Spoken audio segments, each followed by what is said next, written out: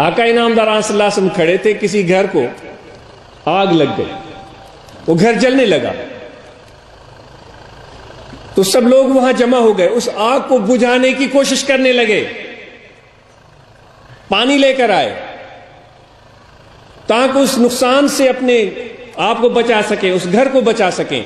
اچانک ایک عورت آئی، وہ دوڑتی ہوئی بھاگتی ہوئی، بالکل دیوانہ وار، کوئی ہوش نہیں، کسی چیز کی پرواہ نہیں، پروانی کی طرح بھاگتی ہوئی آئی اور اس الاؤ کے اندر گھس گئی،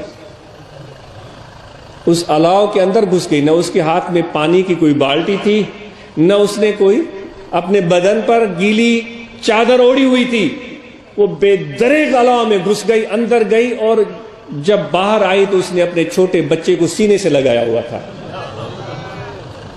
اور یوں کرتی ہوئی اپنے بچے کو آقا انعامدار صلی اللہ علیہ وسلم کے سامنے آ کر کھڑی ہوئی۔ یہ سارا نظارہ حضور علیہ السلام نے خود سب کے سامنے دیکھا۔ اس نے عرض کیا کہ یا رسول اللہ، اب دیکھو عورتیں بھی بارگاہ رسالت میں آپ صلی اللہ علیہ وسلم میں جاتی تھیں، سیکھتی تھیں، پوچھتی تھیں، اور وہاں سے بہت کچھ پا کر جاتی تھی، اور آپ صلی اللہ علیہ وسلم عورتوں پر بہت شفقت فرماتے تھے۔ تو اس عورت نے سوال کیا، جب گفتگو شروع ہو رہی تھی تو عیسیٰ نے آپ سے سوال پوچھے تھے، تو اس عورت نے حضور سے کہا کہ یا رسول اللہ صلی اللہ علیہ وسلم، یہ میرا بچہ ہے۔ آپ نے فرمایا ہاں۔ اس نے کہا یا رسول اللہ صلی اللہ علیہ وسلم، آگ لگ گئی تھی؟ آپ نے فرمایا ہاں۔ اس نے کہا یا رسول اللہ صلی اللہ علیہ وسلم، میرا بچہ اندر آگ میں تھا؟ آپ نے فرمایا ہاں۔ یا رسول اللہ، میرا دل برداشت نہیں کر سکا کہ میرا بچہ اس آگ میں جلے، مجھے اپنی جان کی پرواہ نہیں رہی، مجھے اپنے لباس کی پرواہ نہیں رہی، میں اس بچے کو اندر سے لے کر آئی ہوں، کیا میرا پروردگار مجھے آگ میں جلتا ہوا پسند فرمائے گا؟ آپ فرمایا لا واللہ، لا واللہ، اللہ کی قسم نہیں، اللہ کی قسم نہیں، اللہ کی قسم نہیں۔ تو یہ ہے، میں ابھی کہہ رہا تھا کہ اللہ وکھر کا ڈھیروں ڈھیر، یہ ہے اللہ کا پیار جس کے ڈھیر لگے ہوئے ہیں۔ لیکن مکھی کو اس عطر اور خوشبو اور اس عظیم لازوال خزانے سے کیا نسبت؟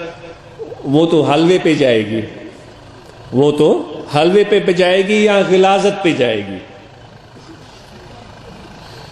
تو اللہ تبارک و تعالیٰ کی طرف سے محبت کی انتہا ہے سب لوگوں کے لیے۔ اس حدیث سے ثابت ہو رہا جو میں نے ابھی آپ کے سامنے اس عورت کا واقعہ بیان کیا، اے انسانوں، آپ سب کے لیے اللہ تعالیٰ نے محبت کے دروازے کھول دیے ہیں۔